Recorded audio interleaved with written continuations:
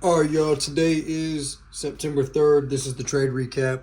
I gotta say, today was kind of a crazy day. My account is set to renew on the 13th.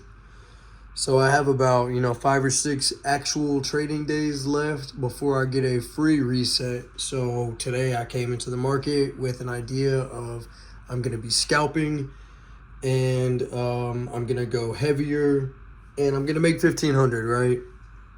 Well, that was not the case. Um, but I did see two A plus setups. I'm gonna break them down. I did take both. The only problem is that before I took both these trades, I was in heavy drawdown. So these trades only got me back to break even both times. The first time I was down $630, and then the second one I was down somewhere around $425, something like that. But here we go. So we have ES on the left, we have NQ on the right, and I was bullish coming into the day simply because if you looked at the 4-hour chart, we were uptrending. Let's see. All right, if you look at the 4-hour chart, we were uptrending. If you look at the 1-hour chart, we were uptrending. We were respecting 1-hour order flow to the upside. And then we had all these stacked up highs compared to, just one low, two low, three lows. So it made sense that we have all this low resistance liquidity and we should go target that. So I was bullish. The problem was at the very beginning of the day, this was the price action. And I promise y'all I'm gonna get a stand for this one day. See, it was just chop, slowly descending chop. NQ was worse. I mean, you look over here, drop, and then chop fest. So, chop fest, and then all I had to do was go to the 5-minute chart and just wait. Just wait for something to show up. Wait for that 5-minute break of structure. And if I had done that, it would have led me to this trade here, which I did take. Okay, so you can see we're slowly descending on the 5-minute. We have a move high, or a move up, a move down. That's a high, all right? And then we break that high, not on this candle close or that one, but actually on this one. So if you look at the 1 minute,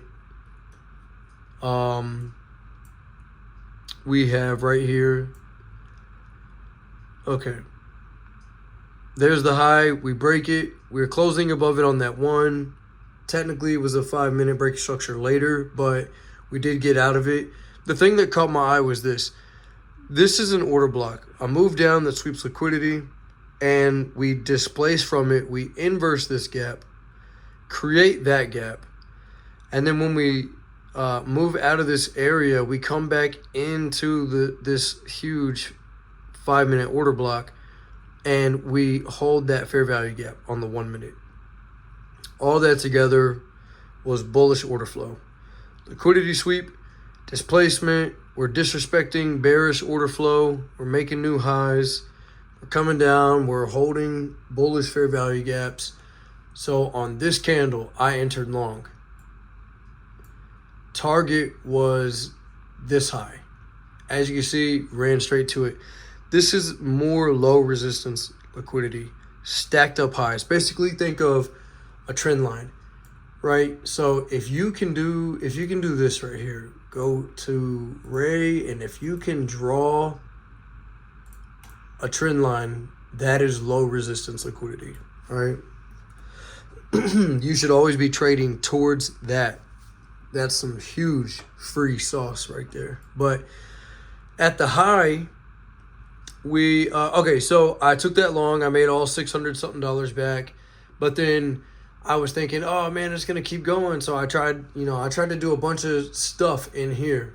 Well, I got taken out, on wicks here, like just stupid little trades I shouldn't be taking.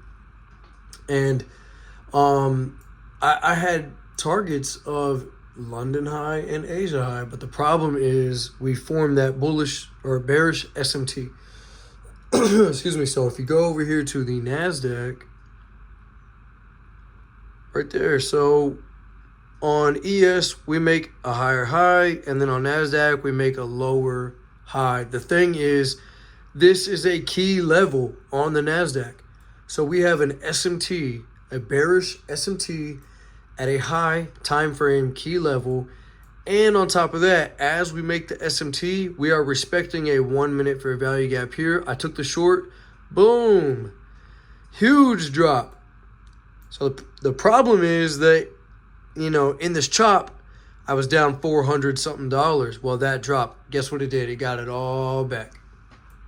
So later on, I'm thinking I'm only down $1 on the account total.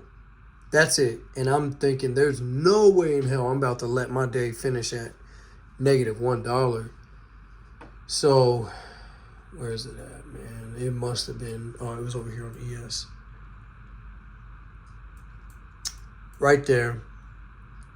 I entered a long with 1 micro, right? Because that candle swept out these lows and there's no wick on top.